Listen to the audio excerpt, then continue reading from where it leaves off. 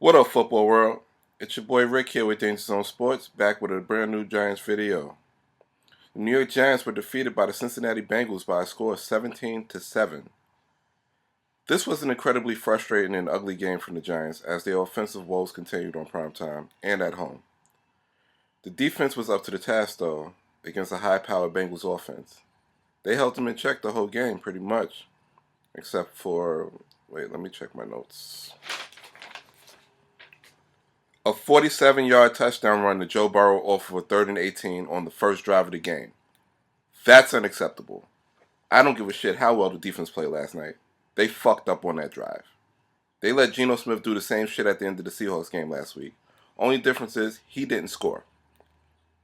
Now, I'm not going to spend the entire video dumping on the defense because the reality is they played well enough for us to win that game. They added 4 more sacks to their lead in 26, and they forced 2 fumbles, recovering 1, while holding the Bengals to 17 points, and 7 of those points was on the Chase Brown touchdown, where he chose to pad his stats rather than go down after gaining the first down, and effectively ending the game right then and there. The Giants' offense and special teams is a different story, though. Now, in the interest of proper context, the Giants entered this game without their top wide receiver, running back, kicker, and punter. And those guys matter. It affects game planning and play calling. Now we'll start with everybody's favorite punching bag, Daniel Jones. Now, did he play terrible? No, but he did have a subpar performance today. Daniel Jones at home and Daniel Jones on the road are 2 different people, especially in the past couple of years. A real Jekyll and Hyde situation here. Still no touchdown passes at home this season. Matter of fact, last time DJ threw or ran for a touchdown at home was in Week 17 of the 2022 season. Now, obviously, he missed 9 games last season, and that's a decent enough sample size to know something ain't right there. Now, did the Bengals play good defense last night? Yeah, but this wasn't exactly the 85 Bears we're talking about. Fuck the 2000 Ravens. Jones went 22 for 41 for 205 passing yards and added 56 yards on the ground. 0 touchdowns, sacked 2 times, and threw 1 really bad interception. Yes, his arm was hit, but the pressure was there and he shouldn't have thrown that ball. The Giants were on a 9-play drive in the red zone, and that was a killer turnover on the drive where the Giants were probably going to come up with some points. Jalin Hyatt finally entered the stat sheet for the season. 1 reception for 6 yards. Has there been a bigger disappointment from Joe Schoen's draft picks not named Evan Neal?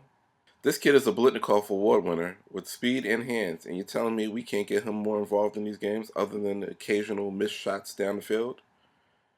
If this is DJ's swan song, and it is very much trending like it is, you can't wait for the next quarterback to get in the building to get Hyatt the ball, Coach Dable. You got to figure that shit out. You traded up to take this kid, for God's sake. But back to the game. The first half was owned by both defenses, outside of Lamar Burrow taking it to the house from 47 yards out. Second half, Giants get the ball, and for some reason, down 7-0, Brian Dable decides to go for it on 4th down on his own 38.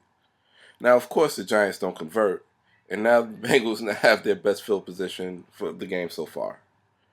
But wait, defense to the rescue. Bobby O forces a fumble on Zach Moss, which was recovered by Michael McFadden. The momentum shifts, so now we begin the Tyrone Tracy Daniel Jones drive. A 17-play drive that was led primarily on the ground, where Dable went for it on 4th down twice and was capped off by a Tyrone Tracy 1-yard run, his first of his career.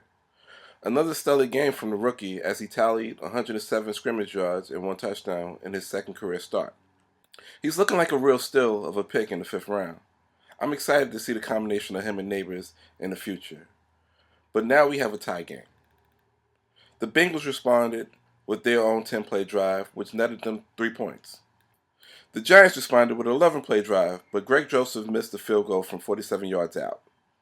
The Giants' D was able to get Cincinnati off the field again, and the Giants' offense engineered a 10-play drive, which ended on downs because Dable had no confidence in the kicking game at this point. The Bengals scored their 2nd touchdown on the day and gave the ball back to the Giants up 10 just under 2 minutes left in the game.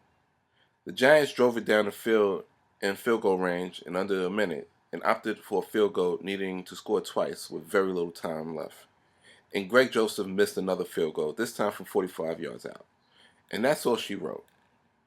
The Giants were very much in this game, and they left between 9 and 13 points on the field due to a dumb turnover and your kicker missing makeable kicks. And if you get off the field on 3rd and 18 instead of giving up a 47-yard rushing touchdown to white Michael Vick, we're back at 500 and in a different place emotionally, looking forward to putting the Eagles in the ground this week. But now we have to suffer through another week of the Giants can't score at home and losing another primetime game, and we enter Eagles week with a 2-4 record. It'll get better, Giants fans, I promise. I can't tell you when, but it will get better. Probably when our best offensive player steps back on the field. But back to Eagles week. I'm going to let you in on a little secret. The Eagles aren't that good. Not like they've been the past couple of years. They're not untouchable. They can be touched. Pause.